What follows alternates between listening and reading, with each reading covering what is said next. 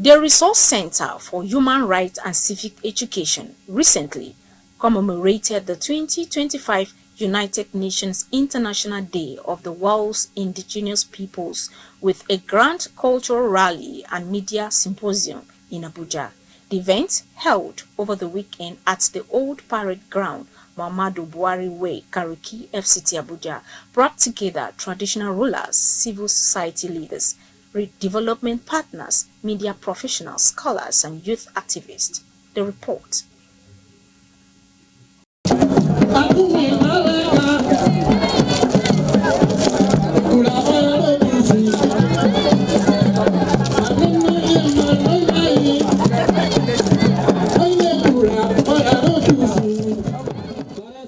It was a celebration of the history, identity, and artistic heritage of Abuja's original inhabitants, showcasing traditional music, dance, and vibrant cultural exhibitions. Keynote speakers at the event highlighted the uniqueness of the 9 tribes and 17 chiefdoms of the FCT. Executive Director, CHRICED, Dr. Ibrahim M. Zikrullahi, and Country Director, MacArthur Foundation, emphasized the need to promote the rights and amplify voices of citizens through preservation of the cultural heritage of Nigeria's indigenous people, particularly the original inhabitants of the FCT. This rally is an act of resistance. It is a reclamation of space, physical, political, and cultural. It is a demand for justice. We call on the Nigerian government, development partner, and civil society to act with urgency and integrity. We demand land restitution and fair compensation for displaced communities, political inclusion through affirmative representation and policy reform, economic empowerment through targeted investment, education, and job creation. Well, I'm very happy, very excited to see the old and the young celebrating and participating in this cultural exhibition. I think this is one of the ways in which all the elders in the communities will be able to pass their own culture to the younger generation.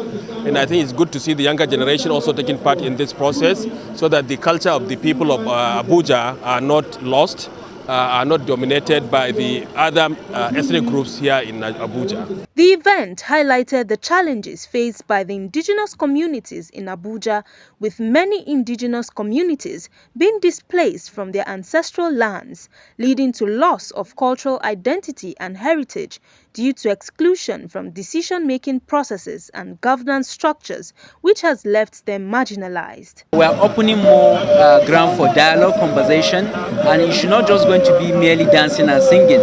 It's going to be in action. And after this, I think we are putting a blueprint for FCT Indigenous People Development Blueprint to look at how we can engage with other civil society, the government, and all relevant authorities so that our issues should be properly addressed. Before the creation of what is called today the Federal Capital Territory, people existed here.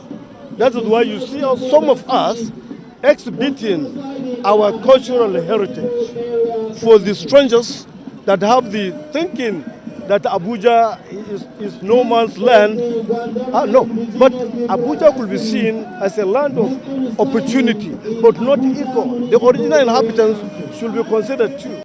The inhabitants called on the federal government to implement recommendations from past constitutional conferences to ensure proper representation and protection of indigenous rights.